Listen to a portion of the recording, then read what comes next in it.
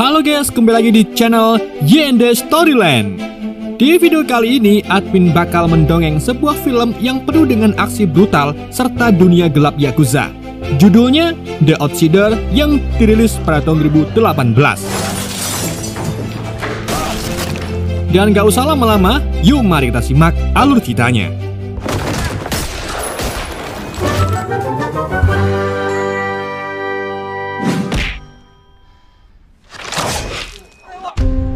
Di awal film, kita diperlihatkan dengan om-om krempeng kluwus brewokan tak terawat.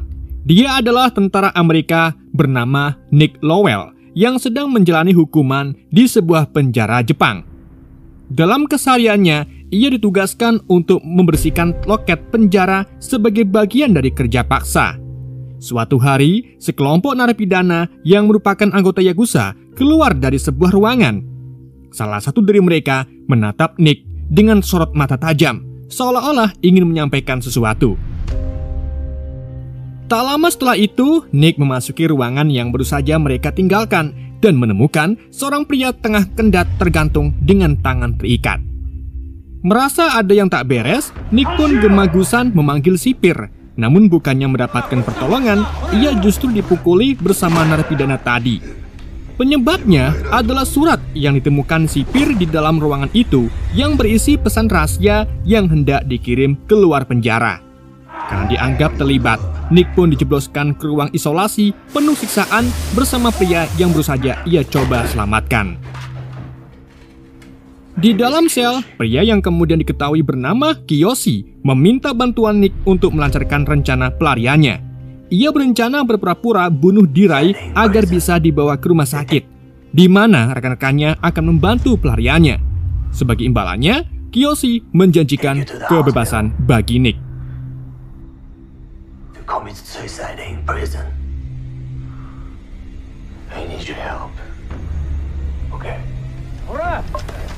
Scene lalu berpindah ke sebuah bukit.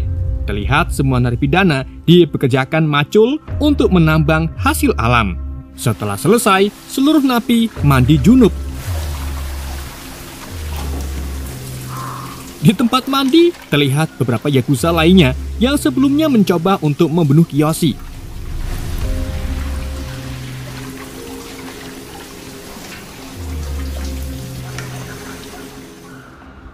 Kita lalu kembali lagi ke Nick dan Kiyoshi yang sedang berada di dalam ruang isolasi. Kali ini mereka mulai melancarkan aksinya. Dengan sebuah besi yang telah diasah di lantai, Kiyoshi pun menyayat perutnya serta meminta Nick untuk memastikan dia tetap hidup, kemudian memanggil penjaga. Tanpa ragu, Kiyoshi pun langsung membelek perutnya. Dengan perasaan panik, Nick pun langsung berteriak, wasu teles, memanggil penjaga sambil menahan darah yang keluar dari belekan perut Kiyoshi.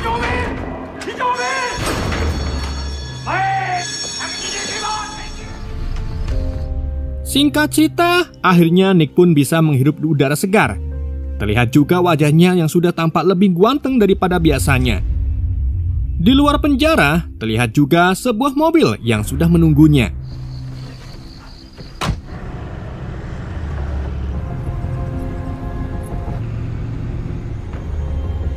Film kemudian ngezoom ke Osaka tahun 1954. Nick dibawa ke markas Yakuza. Di sana keluarga besar Shiromatsu sudah berkumpul menyambut Nick dengan hangat. Orochi, salah satu anggota senior dalam keluarga Shiromatsu dan memiliki kedudukan yang cukup tinggi, berterima kasih kepada Nick yang sudah membantu Kiyoshi. Sebagai tanda terima kasih, mereka menawari Nick pekerjaan di bisnis mereka. Nick yang gak punya pilihan lain pun akhirnya menyetujuinya.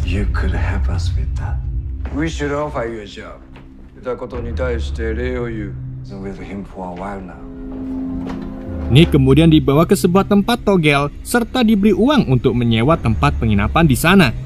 Di tempat itu, dia bertemu dengan wanita Jepang yang berjualan minuman.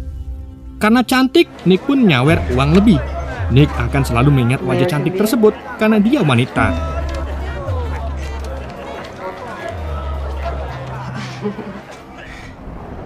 Kini, Nick pun menjalankan tugas pertamanya. Nick yang diantar oleh Kiyoshi serta supirnya datang ke sebuah pabrik di mana orang Amerika sebagai atasannya. Nick ditugaskan tentang sebuah perjanjian orang tersebut dengan Yakuza. Atasan pabrik itu sepertinya memahami betul maksud dari Nick. Namun dengan pendiriannya, dia tetap tidak akan menjual rumah harga logam seperti apa yang Yakuza inginkan. Tetapi karena atasan itu sangat banggel, Nick pun langsung menandur teman. Dasmu.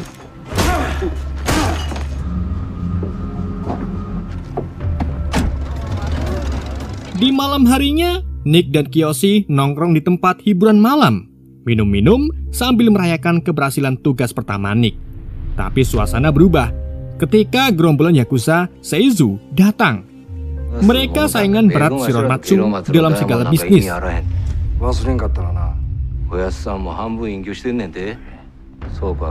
Di situ, ketua Seizu mulai memprovokasi dan menyolot ke Nick. Tanpa pikir panjang, Nick pun yang sudah mulai panas langsung nimpu kepalanya pakai botol. Di sini peperangan antara Yakuza hampir terjadi, namun mereka akhirnya mundur.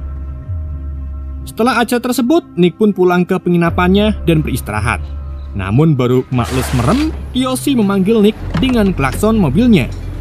Kemudian membawa Nick ke sebuah rumah yang ternyata rumah itu diberikan kepada Nick.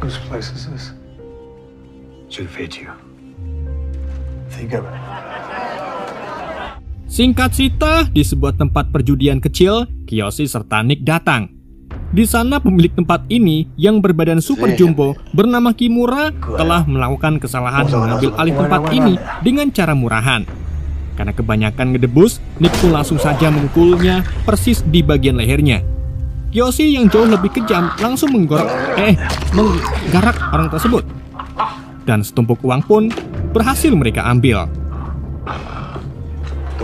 Di hari berikutnya, tepatnya di sebuah tempat hiburan, Oishi menyampaikan kepada Kiyoshi bahwa ia meragukan keberadaan Nick. Ia tidak menyetujui kehadiran seorang asing dalam organisasi mereka. Namun Nick tak memperdulikannya. Sampai akhirnya datanglah salah satu anggota yang memberitahu Kiyoshi bahwa adik tercintanya di sini. Tampak adik Kiyoshi ini yang sangat cantik sedang berdansa.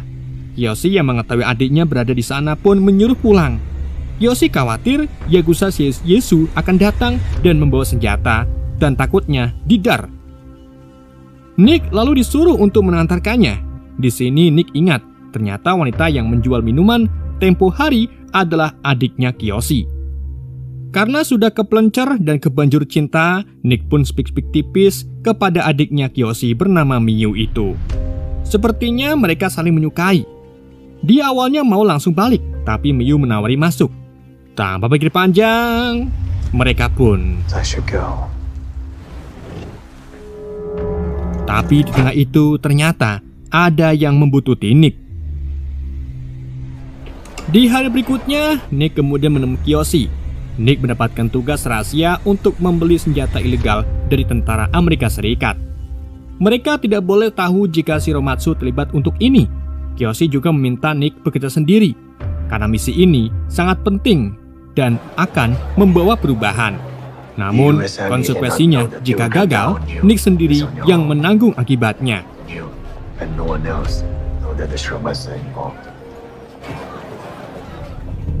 Singkatnya, saat sampai di sebuah dermaga, Nick menyembunyikan uang tersebut di bagian kap mesinnya. Setelah masuk, Nick pun menempatkan mayat di sana. Di saat ini juga muncullah Yakuza Seizu yang pernah bertemu dengannya.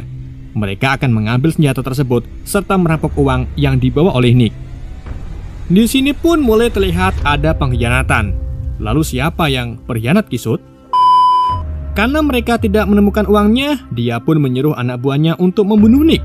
Namun ketika akan ditembak dengan kepiawannya sebagai mantan tentara Amerika, Nick pun dapat melumpuhkan mereka serta membunuh 2 di antaranya.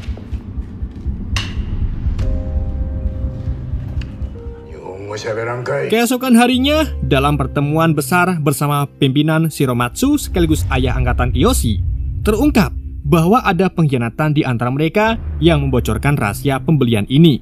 Tapi Nick serta Kiyoshi masih dianggap bersalah karena menjalankan misi tanpa sepengetahuan pimpinan. Harga diri seorang Yakuza diperlihatkan di sini, di mana ketika dia membuat kesalahan, maka memotong jari adalah simbolisnya. Nick harus merelakan dua jarinya terpotong. Saat proses pemotongan jari Nick, Orishi membeberkan kelakuan Nick yang sudah berani serketep wik-wik dengan Miyu. Namun Kiyoshi tidak menggubrisnya. Kiyoshi yang merasa bersalah meminta kepada ayahnya untuk melakukan hal yang sama, yaitu memotong jarinya. Berbeda dengan Orishi yang tidak mau memotong jarinya. Di sisi lain, utusan keluarga dari Shiromatsu pun datang serta memberikan potongan jari ini kepada pimpinan Seizu. Dalam percakapan di ruang pemimpin Seizu, terungkap bahwa adanya orang dalam Seizu yang bersembunyi di keluarga Shiromatsu.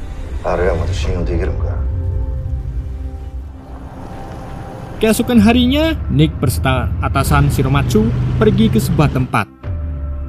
Setibanya di lokasi, Nick memasuki sebuah ruangan tradisional khas Jepang. Tampak para petinggi keluarga Shiromatsu telah berkumpul. Pemimpin keluarga yang telah menganggap Nick sebagai sosok yang loyal memimpin upacara pengangkatan.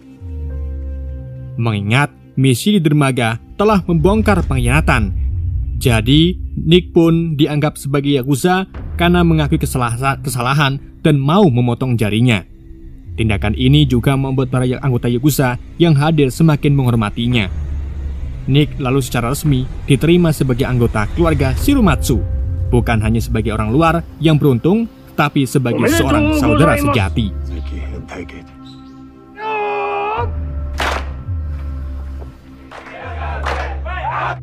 Di malam harinya, dalam acara perayaan minum-minum, Nick serta Kiyoshi berbincang tentang adik perempuannya yang dekat dengan Nick. Kiyoshi tidak setuju jika adiknya menikah dengan seorang Yakuza, karena dia paham betul konsekuensi kematian yang bisa datang kapan saja.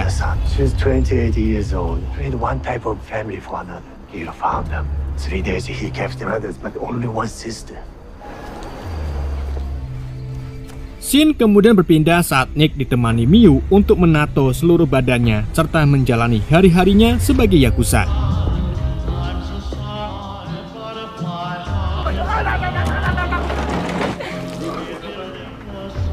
Saat di sebuah kereta bersama Miyu, Nick bertemu dengan anak buah Seizu yang dulu hampir membunuhnya di dermaga.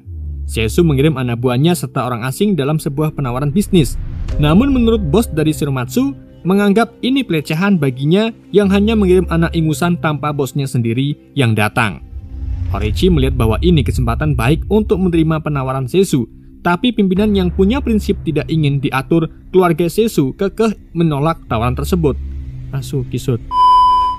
Dalam kondisi mabuk, Orishi tampak kecewa karena pimpinan tidak mau mengikuti sarannya. Kiyoshi pun memperingatkan kepada Orishi untuk tidak melanjutkan kegilaannya. Bahkan ketika hendak pulang, pimpinan tidak mau menemuinya. Orishi yang emosi pun mendatangi Miyu. Orishi menyampaikan bahwa Nick telah mengambil hidupnya. Dia melampiaskan kemarahannya kepada Miyu, dan Orishi pun memukul dan hampir saja memberkeosnya.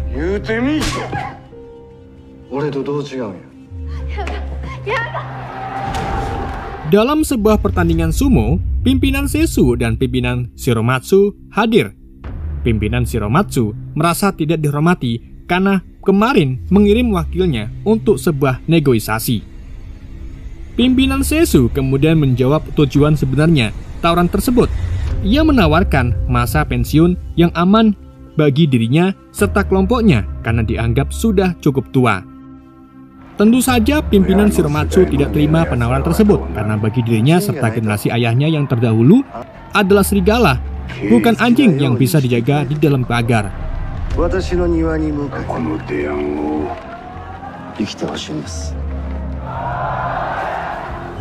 Dalam perjalanan kembali ke markasnya, Nick tiba-tiba disapa teman tentara Amerika Serikat yang sedang cuti bernama Pauli. Nick pun langsung kaget. Untuk menjaga rahasianya dengan terpaksa Nick pun menemaninya. Ini akan menjadi sebuah ancaman jika Pauli akan melaporkannya ke sidang militer. Nick pun mengajaknya ke rumahnya, serta di rumahnya Nick memberinya minuman. Saat kembali mengambil whisky, Nick mengambil sebuah pisau lipat. Kemudian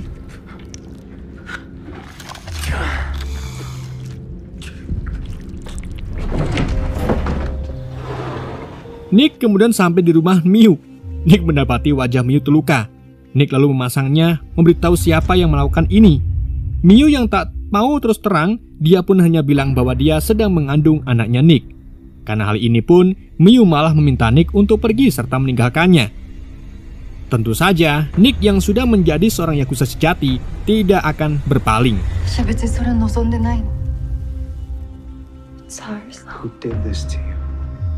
Ia lalu pergi menemui Kiyoshi. Nick pun memberitahukan kehamilan Miyu kepadanya. Nick berjanji akan menanggung konsekuensinya. Kiyoshi yang sudah menganggap Nick sebagai saudaranya kemudian memintanya masuk. Kiyoshi lalu mengambilkan 2 peserta samurai Daso peninggalan ayahnya. Yang satu untuk membunuh, serta yang satu lagi untuk bunuh diri. Kiyoshi selama ini menjaga adiknya dari dia masih bayi. Sekarang sudah saatnya Nick yang menjaganya dengan pedang itu. Ketika Nick sudah mengambil salah satu dari peserta tersebut, dia pun minta satu permintaan terakhir, yaitu membantu menguburkan Pauli.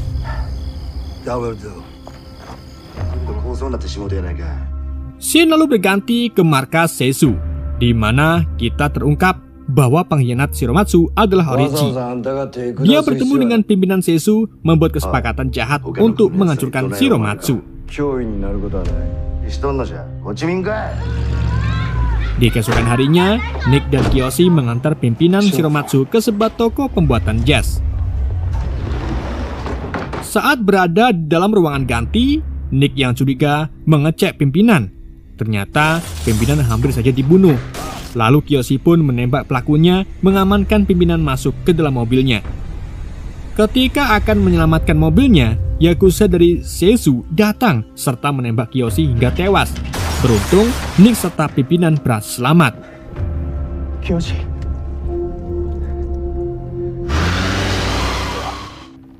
Di markasnya disebutkan beberapa nama. Di antara mereka ada Horichi yang berkhianat. Kelima anggota itu nyatanya telah bergabung dengan Seisu. Miyu yang mengetahui kematian kakaknya pun menangis histeris. Dan kini perang pun dimulai. Balas dendam kemudian berjalan. Satu persatu, para pengkhianat serta petinggi Seisu dibunuh.